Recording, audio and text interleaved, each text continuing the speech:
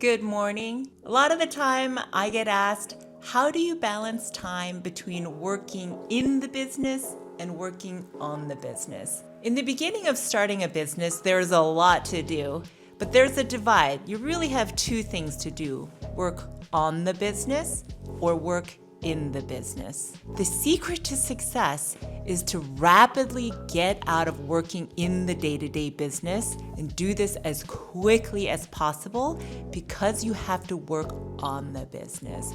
What do I mean by that? You don't want to be the person who fulfills all of the work that you've sold. For our business, it's a Google Ads optimization business. You don't want to, sit there optimizing campaigns, making reports, having weekly calls. In the beginning, I did do that, and it's fun.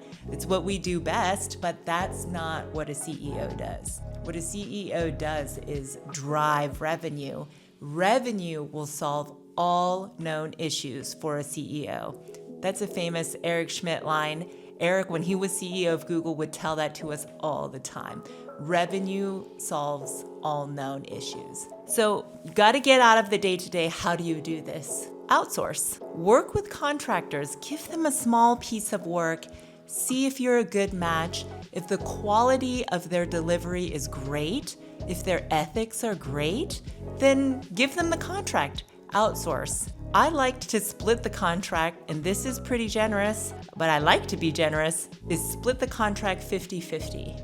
And that feels so fair. Talk to a great skilled worker and say, look, I signed this $5,000 client. I'm going to split it with you. If you do the fulfillment, I'll give you half, and I'm going to take half for landing the client and managing the payments, the legal, et cetera, et cetera. And it ended up working out really well. I think 50-50 is fair. Look, as you get bigger, as you have more staff to choose from, maybe you could do like a 60-40, but who cares? Who cares about 10%? Just move on. Then start working on the business. Build your business's presence online. Make sure that you've filled that pipeline to the max. There is no max in pipeline.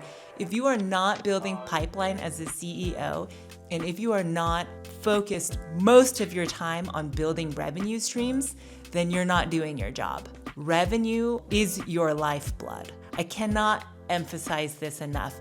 Revenue, revenue, revenue, and growing it is what you should be doing. If you're working in the business, chances are you're not gonna go anywhere.